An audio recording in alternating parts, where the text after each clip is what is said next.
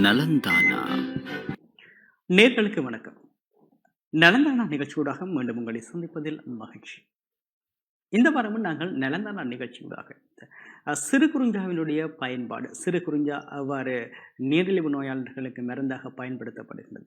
இந்த சிறு குறிஞ்சா நீரிழிவு நோயாளர்களுக்கு மட்டும்தான் மருந்தாக பயன்படுத்தப்படுகிறது. இந்த சிறு குறிஞ்சாவை யார் யார் பயன்படுத்தலாம், எவ்வாறான முறையில் இந்த சிறு குறிஞ்சாவை பயன்படுத்தலாம் போன்ற விளக்கங்களை வழங்குவதற்காக நாங்கள் இந்த நீரிழிவு நோய்க்கு சிறு குறிஞ்சா பயன்பாடு பற்றிய ஆய்வை மேற்கொண்டிருக்கின்ற வைத்தியர் ஒருவரைத்தான் நாங்கள் இன்றைய தினம் இந்த நலந்தான நிகழ்ச்சியூடாக பார்க்க போகணும். அவர் யாழ் போதனா வைத்தியசாலையினுடைய வைத்தியர் கார்த்திகேசு குலநாயகம் என்ற வைத்தியரைத்தான் நாங்கள் இன்றைய தினம் இந்த நலந்தான நிகழ்ச்சியூடாக இணைத்துக் கொண்டு இந்த சிறு குறிஞ்சாவினுடைய விளக்கங்களை நாங்கள் அவர் மூலமாக பார்க்க போகிறோம். வணக்கம் டாக்டர். வணக்கம். உண்மையில் டாக்டர், இந்த சிறு குறிஞ்சா என்றால் உண்மையில் பொதுவாக எல்லோருடைய ஒரு எண்ணமாக இருப்பது என்னென்றால், இந்த நீரிழிவு நோயாளர்கள் தான் இந்த சிறு குறிஞ்சாவை பயன்படுத்தலாம். அவர்கள் அந்த சிறு குறிஞ்சாவை நீரிழிவு நோயாளர்கள் எவ்வாறு பயன்படுத்தலாம் என்கின்ற கேள்வி ஒன்று இருக்கின்றது. சிலர் இந்த சிறு குறிஞ்சா இலைகளை கூறுவார்கள், அதாவது 3 இலைகளை பச்சையாக சாப்பிடுவதாக. அதே போன்று சிலர் இந்த சிறு குறிஞ்சாவில் இருந்து செய்யப்பட்ட தூள், அந்த தூளை பயன்படுத்துகின்றார்கள். எனவே நீங்கள் இந்த சிறு குறிஞ்சாவை நீரிழிவு நோயாளர்களுக்கு எவ்வாறு பயன்படுத்தலாம் பற்றிய என்ற ஆய்வை நீங்கள் மேற்கொண்டிருக்கிறீர்கள். அந்த வகையில் நீங்கள் கூறுகள், இந்த சிறு குறிஞ்சாவினுடைய மருத்துவ பயன்பாடு யார் யாருக்கு கூடுதலாக பொருந்துமாக இருக்கும்? இந்த சிறு குறிஞ்சா ஆனது ஒரு பிரபலியமான மருத்துவ மூலிகை. 1930ஆம் ஆண்டு காலத்துக்கு இருந்து சித்த மருத்துவத்துறையில் இதை மருந்தாங்கத்துக்கான ஒரு மூலக்கூறாக பயன்படுத்தி வந்திருக்கிறார்கள்.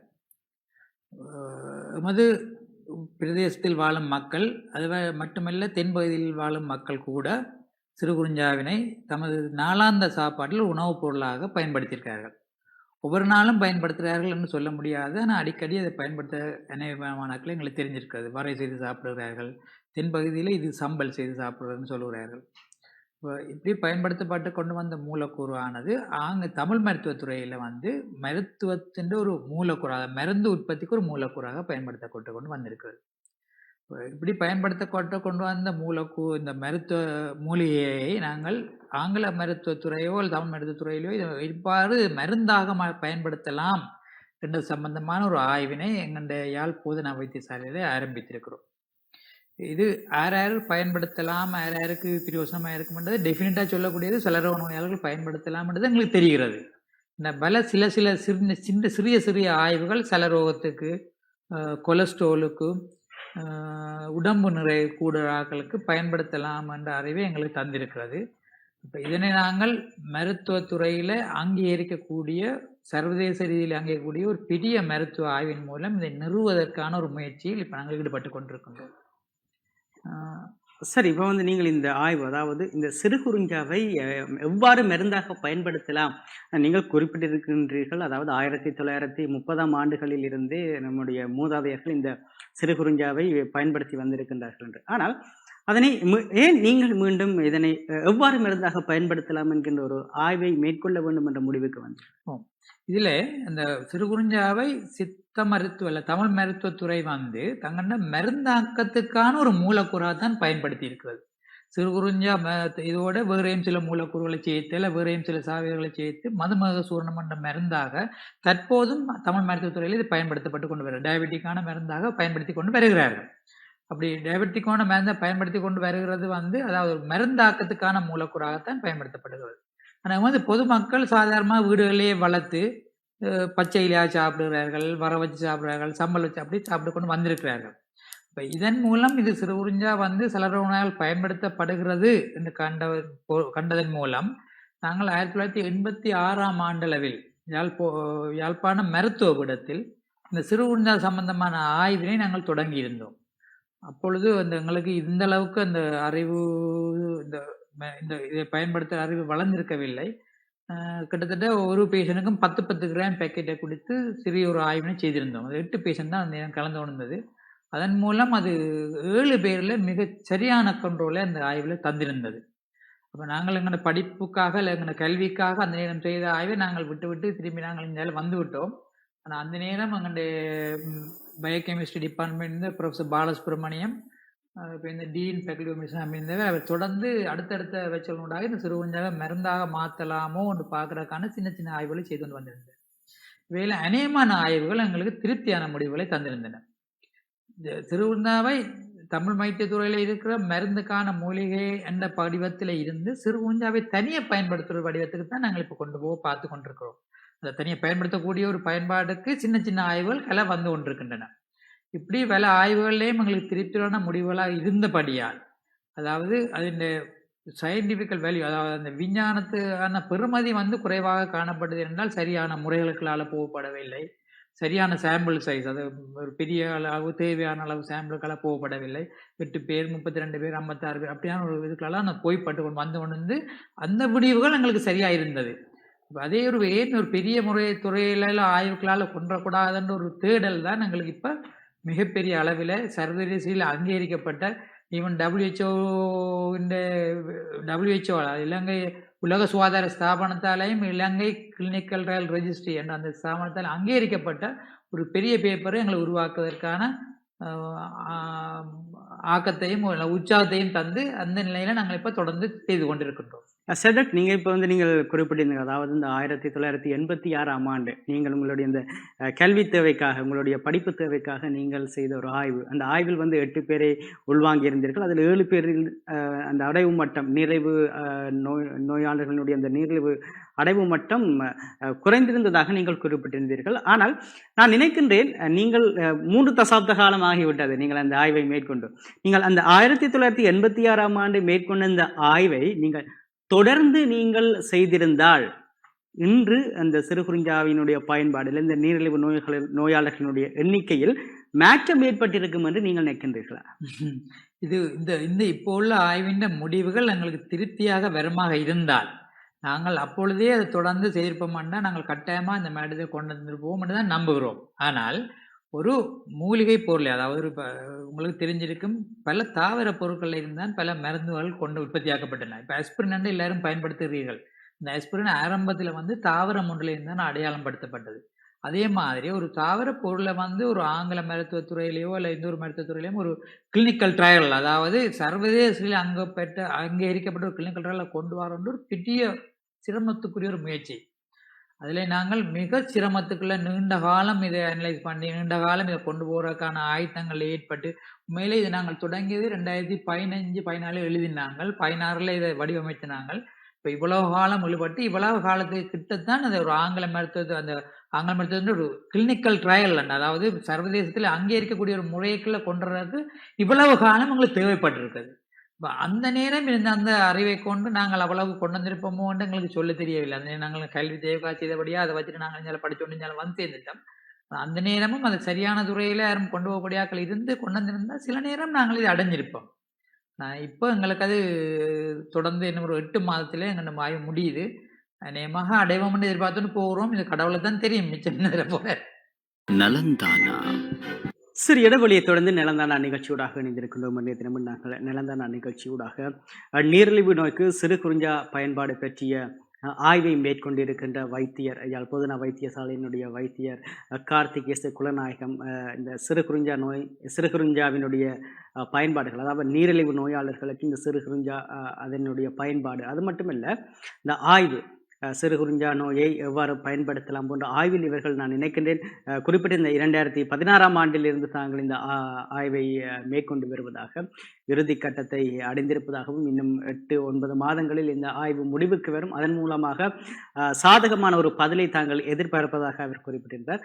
சரி டாக்டர், நான் உங்களிடம் கேட்கின்ற கேள்வி, இந்த ஆய்வு எவ்வாறான முறை நீங்கள் ஆய்வு செய்கின்றீங்க? இந்த ஆய்வில் தனிய இலங்கையில் இருக்கின்ற மருத்துவர்கள் மட்டும் உள்வாங்கப்பட்டிருக்கின்றார்களா, அல்லது வேறு ஏதாவது வெளிநாட்டில் இருந்து அவர்கள் இந்த குழுவில் இருக்கின்றார்களா, அல்லது இந்த WHO உலக சுகாதார ஸ்தாபனம் இந்த உங்களுடைய இந்த ஆய்வை ஏற்றுக்கொண்டிருக்கின்றதா? உங்களுக்கான நிதி உதவிகள் எவ்வாறு கிடைக்கின்றது? இந்த ஆய்வு எங்களை பொறுத்தளவில் எங்களுடைய ஒரு டீம் ஒர்க், அதாவது ஒரு குழுவாக இணைந்து தான் இதை செய்து கொண்டிருக்கிறோம். என்னுடன் கூட இதில் பங்கு பெறுபவர்கள் வைத்திய நிபுணர் சிவன் சுதன், யாழ் போதனா வைத்தியசாலை இருக்கிறார். Professor Surendrakumar dean faculty of medicine மருத்துவ படத்தின் தலைவராக இருக்கிறார். புரொஃபசர் பாலகுமார் வந்து பயோகெமிஸ்ட்ரி டிபார்ட்மெண்ட் தலைவராக இருக்கிறார். டாக்டர் தியாகினி பார்மகாலஜி டிபார்ட்மெண்ட் மருத்துவ படத்தின் தலைவியாக இருக்கிறார். அதை விட டாக்டர் மிஸ்ஸஸ் கேசவன் வந்து கெமிக்கல் பேதாலஜிஸ்ட் போசன வைத்தியசாலையில் பணியாற்றி கொண்டிருக்கிறார். இவ்வளவு பேரும் சேர்ந்து ஒரு குழுவாகத்தான் இதில் நாங்கள் இயங்கிக் கொண்டிருக்கிறோம். இந்த ஆய்வில் நாங்கள் எங்களை பொறுத்தவரை 320 நோயாளர்களை நாங்கள் சேர்த்திருக்கிறோம். ஏன்னா இதுவரையில் வந்த ஆய்வெல்லாம் 5 பேஜன் 10 பேஜன் 36 பேஜன்லாம் இருந்தவை. அதால் அவை சர்வதேச அங்கீகாரத்தை பெறவில்லை. முதல் முறையாக ஒரு கேவல ஒரு மருத்துவ மூலிகை ஒன்றுக்கு ஒரு சர்வதேச ரீதியான அங்கீகாரத்தை பெறுவது என்பது ஒரு பெரிய சிரமமான பணி. அந்த பணியை நாங்கள் வெற்றி அடைந்திருக்கிறோம். எங்களை 320 நோயாளர்களை சேர்த்து இந்த ஆய்வை நாங்கள் தொடங்க ஆரம்பித்திருக்கிறோம். இந்த ஆய்வு உண்மையிலே நாங்கள் 2014-15 தொடங்கி 16 ஃபார்முலேட் பண்ணப்பட்டு நிதி உதவிக்காக அங்கேயும் இங்கேயும் எல்லாம் அலைந்து எல்லாம் சரியென்ற நேரம் போன வருஷத்துக்கு முதல் 19ஆம் ஆண்டு எங்களுக்கு நிதி உதவி கிடைத்தது. அதாவது ஸ்ரீலங்கா நேஷனல் ரிசர்ச் கவுன்சில் வந்து 4.84 மில்லியன் தந்திருக்கிறார்கள். 48 லட்சம் சொச்சம் தந்திருக்கிறார்கள் ஆய்வை செய்வதற்காக. இந்த ஆய்வில் வெளிநாட்டிலிருந்து ஒரு தரம் கலந்து கொள்ளவில்லை. முழுக்க எங்களோட ஒர்க் பண்ணுற வைத்தியர்களாக நிலை கலந்து கொண்டிருக்கிறோம். இந்த ஆய்வு வந்து யாழ் மருத்துவ படத்தின் எதிக்ஸ் கமிட்டியால் அங்கீகரிக்கப்பட்டு இலங்கை ஸ்ரீலங்கா கிளினிக்கல் ட்ரையல் ரெஜிஸ்ட்ரி அதனூடாக அங்கீகரிக்கப்பட்டு WHO கிளினிக்கல் ட்ரையல் பிளாட்ஃபார்மில் ரெஜிஸ்டர் பண்ணப்பட்டு தான் ஆய்வு தொடங்கப்பட்டிருக்கு. அதாவது சர்வதேச ரீதியில் ஒரு அங்கீகரிக்கப்பட்ட ஆய்வு. முதல் முறையாக இலங்கையை பொறுத்தவரை இந்த யாழ்ப்பாணத்தை பொறுத்தவரை ஒரு ஹெர்பல் ப்ராடக்டை நாங்கள் சர்வதேச ரீதியால் அங்கீகரிக்கப்பட்ட ஆய்வுக்காக நாங்கள் கொண்டு வந்திருக்கிறோம். ഇതിൻ്റെ ஆய்வுகள் இந்த கொரோனாவால் கிட்டத்தட்ட பண் கிடைச்சும் 2 வருஷம் எங்களால் தொடங்க முடியாத நிலைமை. இப்போ நோயாளர்களை யாழ் போதனாவத்திற்கு வாங்கோன்னு கூப்பிட முடியாத நிலைமை. இந்த சிரமத்தின் மத்தியில் இப்பொழுது அதாவது போன மாதம் 10ஆம் தேதியிலிருந்து ஆய்வு தொடங்கி இருக்கிறோம். இந்த உண்மையான ஆய்வுக்காலம் அதாவது எல்லாரும் சேர்த்து இந்த ஆயுதங்கள் செய்ய அவ்வளவு நிறைய பொருட்கள் எல்லாம் சேர்த்து எல்லாம் செய்ய தொடங்க இவ்வளவு காலம் விடுபட்டாலும் எங்களுக்கு இன்னும் அதாவது இந்த நோயாளர்களில் இந்த ஆய்வை நேரடியாக செய்வதற்கு 8 மாத காலம் தேவையாக இருக்கிறது. இப்போ போன மாதம் 10ஆம் தேதியிலேருந்து தொடர்ந்து போய்கொண்டிருக்கிறது. இப்போ யாழ் போசனாவத்தில் டயபெட்டிக் சென்டரில் செய்து கொண்டிருக்கோம். டாக்டர் அரவிந்தனுக்கு கீழே அவர் கன்சல்டன்ட் எண்டோக்ரினாலஜிஸ்ட் யூனிட்ல அவருக்கு செய்து கொண்டிருக்கிறோம். இன்னும் 8 மாதங்களில் இந்த முடிவை நாங்கள் அடைவோம் என்று நிற்கிறோம். சரியாக வருமோ பிள்ளையாக வருமோ எங்களுக்கு சொல்ல தெரியவில்லை. சில நல்ல மூலிகைகள் கூட சில நேரம் இதுவும் தேவையில்லாத பக்க விளைவுகளை தருதுன்னு சொன்னால் ஆய்வை கைவிட வேண்டிய நிலைமைகள் கூட சில இடங்களில் வருகிறது. ஆனால் அநேகமாக இது நீண்ட காலமாக அங்கே மக்கள் பயன்படுத்தி கொண்டு வந்த மூலிகை என்றதாலும் சித்த மருத்துவத்துறையில் டயபெட்டிக்கான ஒரு பிரதான மருந்தின் மூலக்கூறு என்பதாலே அநேகமாக இது பிழைக்கிறதுக்கு சாத்தியமில்லை என்ற நம்பிக்கையில் நாங்கள் போய்கொண்டிருக்கிறோம். சரி டாக்டர், இப்போ வந்து நீங்கள் கூறியிருக்கிறீங்களா இந்த சிறுகுறிஞ்சா வந்து சித்த மருத்துவத்தில் வந்து வேறு வேறு மருந்துகளுடன் செயற்கையாக பயன்படுத்தப்படும். ஆனால் உங்களுடைய இந்த ஆய்வில் தனியாக இந்த சிறுகுறிஞ்சா மட்டும்தான் அதிலிருந்து தான் நீங்கள் தனி ஆய்வை மேற்கொண்டிருக்கின்றீர்களா அல்லது வேறு ஏதாவது சேர்த்து நீங்கள் செய்கின்றீர்களா? இல்லை, இது நாங்கள் தனியாக 1.5 கிராம் மிக குறைஞ்ச அளவெல்லாம் கொடுக்குறோம். ஒரு நாளைக்கு 1.5 கிராம் குறிஞ்சாவை டீ ஃபார்மேட்டில் கொடுக்குறோம். டீ பேக் வடிவத்தில் பேஷண்ட்ஸுக்கு கொடுத்து கொண்டிருக்கிறோம். தனியாக இலை மட்டும்தான் பயன்படுத்துகிறோம். இந்த ஆய்வு உண்மையில் என்னுடைய சகோதரி டாக்டர் திருமகள் என்னோட 86ஆம் ஆண்டு கோப்பை ஹாஸ்பிட்டலில் தொடங்கியிருந்தவ. அதுக்கு முதல்ல நேரம் செய்தார்களோ தெரியாது. எங்களுடைய கையில் இருக்கிற பேப்பர் அவருடைய ஒன்று தான். அதாவது அந்த நேரம் செய்தது. அந்த நேரம் எங்களுக்கு இதை பற்றிய போதுமான அறிவில்லாத நேரம் ஒரு நோயாளருக்கு 10 கிராம் பேக்கெட் அடித்து தான் கொடுத்துருந்தோம் நாங்கள். அதிலே மிக ஆச்சரியமான விடயமாக இருந்தது. நாங்கள் ஆரம்ப கட்ட நோயாளர்களில் குளுக்கோஸ் டாலரன்ஸ் அந்த டெஸ்டினூடாகத்தான் இதை செய்து 8 பேரில் செய்திருந்தவ 7 பேர் நல்ல கண்ட்ரோலுக்கு வந்திருந்தவர்கள். நாங்கள் இந்த ஆய்வு முடிஞ்சு அவையிட திரும்பி கதைக்க போன பொழுது அவைகளுக்கு தேங்க் பண்ணுறதுக்காக நன்றி தெரிவிக்கிறதுக்காக கோப்பை ஹாஸ்பிட்டலில் போய் அவைகளுக்கு காய்ச்ச பொழுது அவைங்களுக்கு சொன்ன ஆச்சரியமான விஷயம், ஐயா நீங்கள் தந்த இந்த மருந்து பச்சை கச்சல் நாங்கள் அநேகமாக நாங்கள் சீனியை போட்டு குழச்சி தான் சாப்பிட்றாங்க.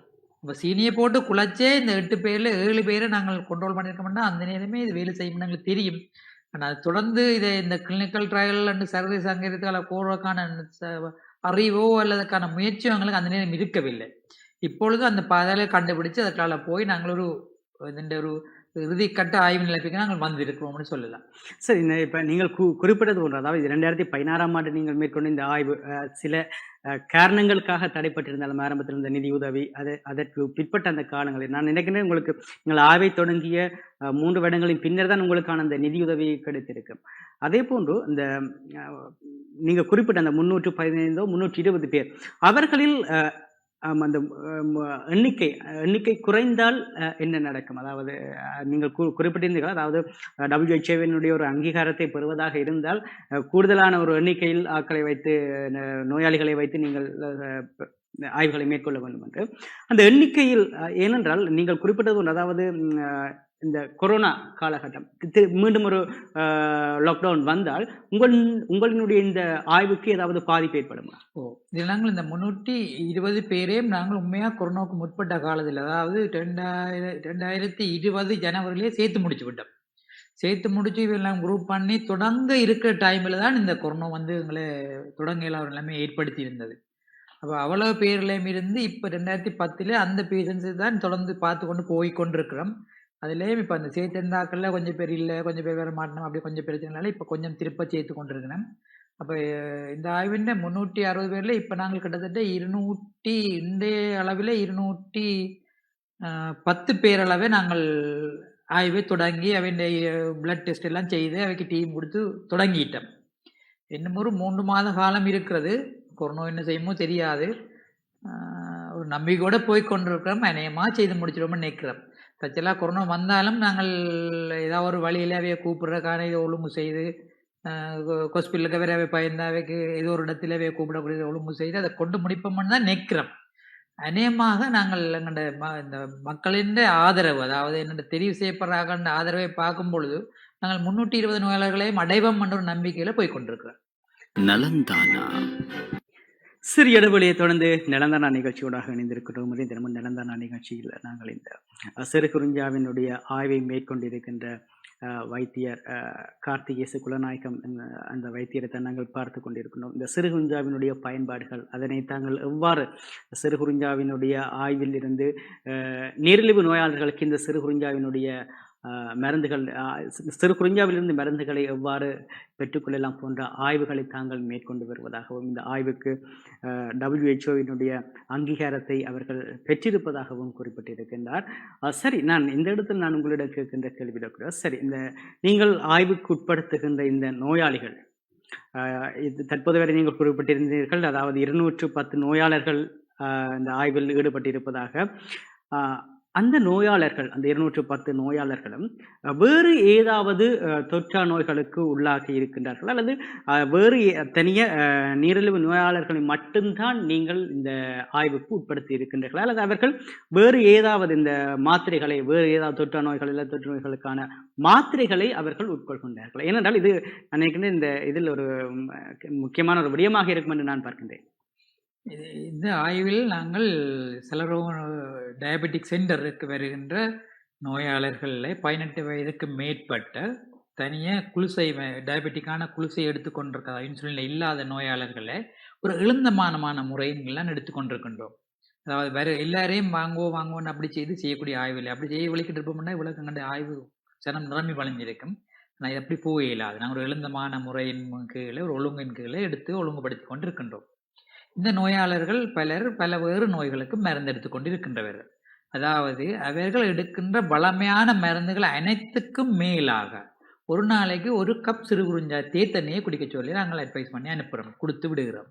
அதாவது ஒவ்வொரு டீ பேக்கும் 1.5 கிராம் குறிஞ்சாவே கொண்டிருக்கின்ற டீ பேக்களை கொடுத்து ஒவ்வொரு நாளும் 1 கப் தேநீர் அருந்துங்கள்னு சொல்லிவிடுகிறோம். பலமையாக எடுக்கிற அனைத்து மருந்துகளுக்கும் மேலாக பழமை போல சாப்பிடுங்கோ, பழமை போல எல்லாம் பழமை போல செய்யுங்கோ, மேலதிகமாக ஒரு சிறு குறிஞ்சாட்டி. இதுலேயும் நாங்கள் இந்த குரூப்பை 2 பிரிவாக பிரிச்சிருக்கணும். 160 160 பேர். ஒரு பகுதியில் உள்ள மக்களுக்கு மட்டும்தான் இந்த குறிஞ்சாட்டி வந்து சேர்கிறது. மற்ற பகுதியில் உள்ள மக்களுக்கு நாங்கள் கிரீன் டீன்னு நீங்கள் கேள்விப்பட்டிருப்பீர்கள், இப்போ மக்களில் இருக்கு, அந்த கிரீன் டீயை தான் கொடுத்து கொண்டிருக்கின்றோம். எங்களுக்கு ஆய்வு முடிய மட்டும் எங்களுக்கோ அல்லது நோயாளிகளுக்கோ தெரியாது யார் குறிஞ்சாட்டி குடிக்கிறோம், யார் கிரீன் டீ குடிக்கிறோம்னு தெரியாது. ஆய்வு முடிகின்ற சந்தர்ப்பத்தில் அது முடிந்ததன் பிற்பாடு தான் எங்களுக்கு அறிவிக்கப்படும் இந்த குரூப் குறிஞ்சாயில் இருந்தது, இந்த குரூப் கிரீன் டீல இருந்தது, யாருக்கு குறைஞ்சிருக்கு, யாருக்கு கூடியிருக்கொண்டு பாருங்க. இந்த ஆய்வில் நாங்கள் செலரோகத்தை மட்டுமில்லை, இது செலரோகத்தை குறைக்கும் என்று அறிந்திருக்கிறோம், கொலஸ்ட்ராலை குறைக்கும் என்று அறிந்திருக்கிறோம், பிரஷரை குறைக்கும் என்று கருதுகிறோம், உடல் நிறையை குறைக்கும் என்று அறிந்திருக்கிறோம். இப்போ கொலஸ்ட்ராலையும் உடல் நிறையையும் குறைப்பதனால பிரஷரையும் குறைக்கும் என்று இந்த 4 விடயங்களையும் இந்த ஆய்வில் நாங்கள் கருதி கொள்கிறோம். இதில் ஒரு நோயாளர் எடுக்கப்படும் பொழுது அவருடைய முழு இன்வெஸ்டிகேஷன், அதாவது லிவர் என்ன கண்டிஷனில் இருக்குது, சிறுநீரகம் என்ன இருக்குது, எல்லா பிளட் டெஸ்ட்டும் செய்து ப்ரெஷர் எல்லாம் பார்த்து ஒழுங்குபடுத்தின பிறகு தான் அவருக்கு நாங்கள் இந்த டீ பேக்கை கொடுத்து விடுகிறோம். ஒவ்வொரு மாதமும் திரும்ப திரும்ப அவர்களை கூப்பிட்டு இந்த பிளட் டெஸ்ட்லாம் செய்து இவர் சரியாக இருக்கிறார்களோ, இது பிரச்சனை இருக்கிறோன்றதை நாங்கள் மிக அவதானத்துடன் அவதானிக்கின்றோம். இப்போ 3 மாதம் இவர்கள் அந்த எடுத்த பிறகு திரும்ப நாங்கள் இந்த பிளட் டெஸ்ட்களை செய்து, அதாவது இந்த 3 மாதத்தில் எங்கள் ஆய்வு முடிந்துவிடும். 3 மாதத்தில் எங்களுக்கு தெரிஞ்சிடும் இவர்கள் எங்கே நிற்கிறார்கள், வரைக்கு எங்கே இருந்தவர்கள் இப்போ எங்கே இருக்கிறார்கள் அறிஞ்சு விடுவோம். அதன் பிறகு இவருக்கு அறிவுறுத்தி விடுகின்றோம், அடுத்த 3 மாதத்துக்கு தயவு செய்து இந்த குறிஞ்சா கிடைச்சாலும் சாப்பிட வேண்டாம்னு சொல்லிவிடுகிறோம். 6ஆம் மாதம் ஒருக்கா கூப்பிட்டு திரும்பவும் இந்த குறிஞ்சாவை நிப்பாட்டின பிறகும் இந்த விளைவுகள் அங்காலேயும் இருக்குதோ போயிட்டுதோன்னு பார்க்க விரும்புகிறோம். இப்போ இல்லாம ஒரு பேஷண்ட் ஒரு மாத ஒரு இந்த ஆய்வின் போது 5 தடவை எங்களுக்கு வந்து போகிறார்கள். அவர்களுக்கான பயணப்படியையும் நாங்கள்லாம் வழங்குகிறோம். ஒரு பேஷண்ட்டுக்கும் 150 ரூபா காசையும் நாங்கள் கொடுத்து விடுவோம், போக்குவரத்து செலவையும் கொடுத்து விடுவோம். இப்போ இந்த ஆய்வு முடிகிறது எல்லாமே 6 மாத டைமுக்குள்ள, அதாவது 8 மாதம் டோட்டலாக எல்லாமா சேர்ந்து 8 மாதத்துக்குள்ள எங்களுக்கு முடிவடைந்து விடும். இதில் இந்த 3 விடயங்களையும் 4 விடயங்களையும் பார்க்குறோம். டயபெட்டிக் கண்ட்ரோல், கொலஸ்ட்ரால் எப்படி இருக்கிறது, ப்ரெஷர் எப்படி இருக்கிறது, உடம்பு நிறைய எப்படி இருக்கிறது, இவ்வளோத்தையும் பார்க்கின்றோம். மற்றது ஏதாவது சைட் எஃபெக்ட் ஏதாவது பக்கவிலை இருக்கோன்றது ஒவ்வொரு மாதமும் நாங்களவே அவதானித்து கொண்டு தான் இருக்கிறோம். அவை எல்லாரும் எங்களோட டெலிஃபோனில் தொடர்பில் இருக்கணும். எல்லாருக்கும் எங்களோட ஹொட்லைன் ஒன்று கொடுபட்டிருக்கிறது. இந்த நேரம் அவங்களோட அடிக்கலாம், என்ன பிரச்சனையும் கதைக்கலாம், எல்லா அறிவுறுத்தலும் கொடுத்து அவர்களை அனுப்பி வைத்திருக்கிறோம். சரி டாக்டர், நான் கேட்கின்ற இந்த கேள்வி, அதாவது இந்த சிறுகுறிஞ்சா அது தொடர்பான ஆய்வுகளை நீங்கள் மேற்கொண்டு இருக்கின்றீர்கள். ஆனால் இந்த சிறுகுறிஞ்சா பலருக்கு இந்த சிறுகுறிஞ்சாவை தெரிந்திருக்க வாய்ப்பில்லை. நீங்கள் கூறியது போன்று, அதாவது இந்த வயது வந்தவர்களுக்கு இதை பற்றிய அனுபவம் இல்லை, சிறுகுறிஞ்சா சரியை தெரிந்திருக்க வாய்ப்பு இருக்கின்றது. இந்த சிறுகுறிஞ்சாவினுடைய தற்போது சிறுகுறிஞ்சா செடிகளினுடைய சிறுகுறிஞ்சா செடிகள் அழிவடைந்து வருகின்றன. எல்லா இடமும் இதனை வைத்து உண்டாக்க வேண்டும் என்று நினைத்தால் கூட அது வளராத ஒரு சந்தர்ப்பம் இருக்கின்றது. இந்த சிறுகுறிஞ்சா, நான் நினைக்கிறேன் உங்களுடைய இந்த ஆய்வு முடிந்ததன் பின்னர் ஓகே, இது சாதகமான பதிலாக இருந்தால் எல்லோரும் தங்களுடைய வீடுகளில் இந்த சிறுகுறிஞ்சாவை வளர்க்க வேண்டும் என்கின்ற ஒரு நிலைப்பாட்டுக்கு வரலாம். அவ்வாறு அவர்கள் வருகின்ற பொழுது இந்த சிறுகுறிஞ்சாக்களை அவர்கள் பெற்றுக்கொள்ளக்கூடியதாக இருக்குமா? ஏனென்றால் தற்போது அது அழிவடைந்து வருவதாக கூறுகின்றனர். உண்மையில் எங்கள் ப்ரொஃபஸர் பாலசுப்ரமணியம் தான் ஓய்வு பெறுகிற காலத்தில் பயோடெக் என்ற ஒரு நிறுவனத்தை உற்பத்தியாக்கி அதில் இந்த சிறுகுறிஞ்சா டீயை பேக் பண்ணி எல்லா மக்களுக்கும் விட்டு கொண்டிருந்தவர். அவர் இப்போ எங்களோட இல்லை. அதாவது அவர் தான் இந்த ஆய்விൻ്റെ ஒரு முதல் ஸ்டெப். எனக்கு இதை தந்தவர் அவர் தான், இந்த அறிவை தந்தவர் அவர் தான். நான் ஆய்வு தொடங்கினான், அதாவது போன 10ஆம் தேதி அவர்கிட்ட மரணச்சடங்கு நடந்தது. நான் அவர் இருக்கிற காலத்தில் இதை செய்து முடிக்கணும்ன்ற ஒரு ஆர்வம் இருந்து தான் நாங்கள் அதை அச்சீவ் பண்ண முடியாமல் போயிட்டுது. அப்போ அவர் அந்த பயோடெக்கின் ஊடாக தன்னுடைய உற்பத்தி விற்பனை கனடா ஏற்றுமதி எல்லாத்தையும் காட்டி ஒரு 10 ஏக்கர் காணியை கிளிநொச்சியில் வாங்கி அரசாங்கத்திலேருந்து பெற்றிருக்கிறார். அதில் சிறுகுறிஞ்சா உற்பத்தி செய்து கொண்டிருந்தவர். இப்போ அது நிலைமையில் இருக்கு அவர் இல்லாத காலத்தில் எனக்கு சொல்ல தெரியவில்லை. ஆனால் எதிர்காலத்தில் இதன் உற்பத்தி அதிகரிக்கப்படும். அதாவது இது எப்போ வேலை செய்துன்னு காணப்படுதோ அது பெருமளவில் உற்பத்தி செய்வதற்கான தேவை ஏற்படும். இது உற்பத்தி செய்யப்படுமாக இருந்தால், அதாவது பயன்படுமாக இருந்தால், இது எங்கண்ட மக்களுக்கான ஒரு நோயை மாற்றும் காரணியாக மட்டுமில்லை, இது எங்கண்ட இலங்கையின் பொருளாதாரத்தை உயர்த்தி வைக்கக்கூடிய ஒரு முதலீடாகவும் இருக்கும் என்று நாங்கள் எதிர்பார்க்கிறோம். சரியாக இருக்குமாக இருந்தால் சிறுகுறிஞ்சா வளர்ப்பு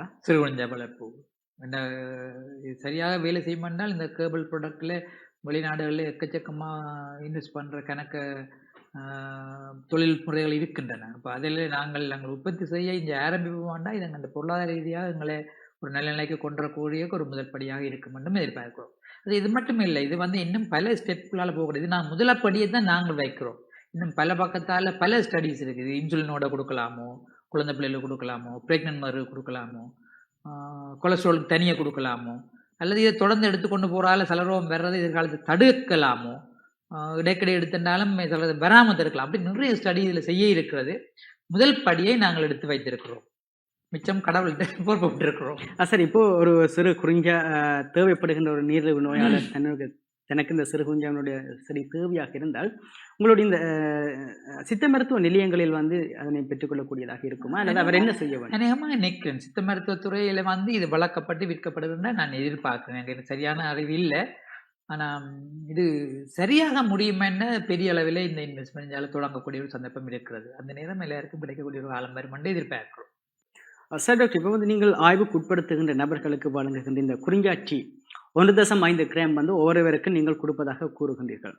இந்த குறிஞ்சாச்சி வந்து ஆய்வுக்குட்படுத்தித்தான் பெறப்பட்டிருக்கின்றதா அங்கீகரிக்கப்பட்ட நிலையில் இருக்கின்றதா? அது பற்றி ஒரு விளக்கத்தை தர. இந்த குறிஞ்சா டீ வந்து பயோடெக்கால உற்பத்தி செய்யப்பட்டது. ப்ரொஃபசர் பாலசுப்ரமணியத்துக்கால உற்பத்தி செய்யப்பட்டது என்றது நாங்கள் சொல்லியிருந்த நாங்கள் அது கம்பெனி பயோடெக் வந்து உற்பத்தி செய்து கொண்டிருந்தது.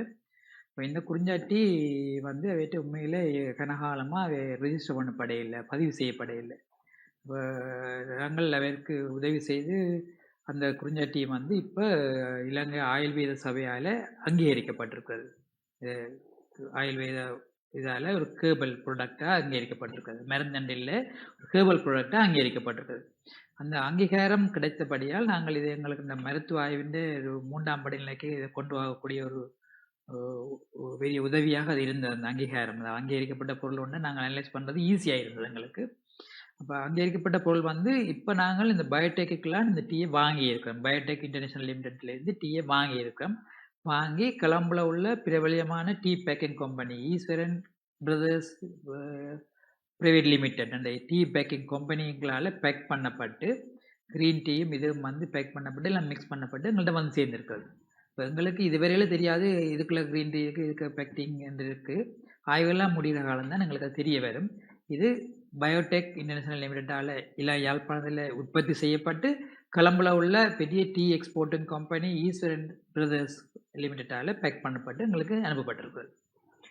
நன்றி டாக்டர். இன்றைய தினமும் நிலந்தான நிகழ்ச்சி நிறைவடைகின்றது. இன்றைய தினம் நிலந்தான நிகழ்ச்சியில் நாங்கள் நீரிழிவு நோய்க்கு சிறு குறிஞ்சா பயன்பாடு தொடர்பான ஆய்வை மேற்கொண்டிருக்கின்ற வைத்தியர் யாழ்ப்பாண வைத்தியசாலையினுடைய வைத்தியர் கார்த்திகேசு குலநாயகம் என்கின்ற வைத்தியரை பார்த்திருந்தோம். அதாவது இந்த சிறு குறிஞ்சா எத்தனை வருடங்களாக எத்தனை தசாப்தங்களாக பயன்படுத்தப்பட்டு வருகின்றது. ஆனால் இது சித்த மருத்துவத்தை பொறுத்தவரையில் வேறு ஒரு மூலிகைகளுடன் சேர்த்து பயன்படுத்தப்பட்டு வந்த நிலையில் இந்த சிறு குறிஞ்சாவை தனிய பயன்படுத்துவது தொடர்பான ஆய்வை தாங்கள் மேற்கொண்டு வருவதாகவும் இன்னும் 8 அல்லது 9 மாதங்களில் இந்த ஆய்வு முடிவு ஒரு சாதகமான பதிலை தரும் என்ற நிலையில் தங்களுடைய ஆய்வு நகர்ந்து கொண்டிருப்பதாக குறிப்பிட்டிருக்கிறார். உண்மையில் நாங்களும் அதனைத்தான் எதிர்பார்க்கின்றோம். குறிப்பாக ஒரு விடயத்தை கூறியிருந்தார், இந்த ஆய்வு சாதகமான பதிலை தந்தால் இதன் ஊடாக பொருளாதாரத்தை, அதாவது சிறு குறிஞ்சா வளர்ப்பின் மூலம் பொருளாதாரத்தை ஈட்டக்கூடிய ஒரு நிலை கூட இங்கே வாழ்கின்ற மக்களுக்கு கிடைக்கும் என்று குறிப்பிட்டிருந்தார். பல்வேறு விளக்கங்கள், நான் நினைக்கின்றேன் இந்த நீரிழிவு நோயாளர்களுக்கு பல்வேறு விளக்கங்களை இந்த சிறு குறிஞ்சாவினுடைய ஆய்வு மூலம் அவர் வழங்கியிருக்கின்றார். இந்த நேரத்தில் நாங்கள் யாழ்ப்பாண நீரிழிவு கழகத்தினுடைய தலைவர் திரு மைக்கேல் அவர்களுக்கு நாங்கள் நன்றிகளை கூறிக்கொண்டு மீண்டும் மற்றொரு நிகழ்ச்சியூடாக சந்திப்போம். வணக்கம். வணக்கம். நலந்தானா டான் தமிழொலியின் புத்தம் புதிய நிகழ்ச்சிகளை உடனுக்குடன் பார்த்து மகிழ எமது யூடியூப் பக்கத்தை சப்ஸ்கிரைப் செய்யுங்கள்.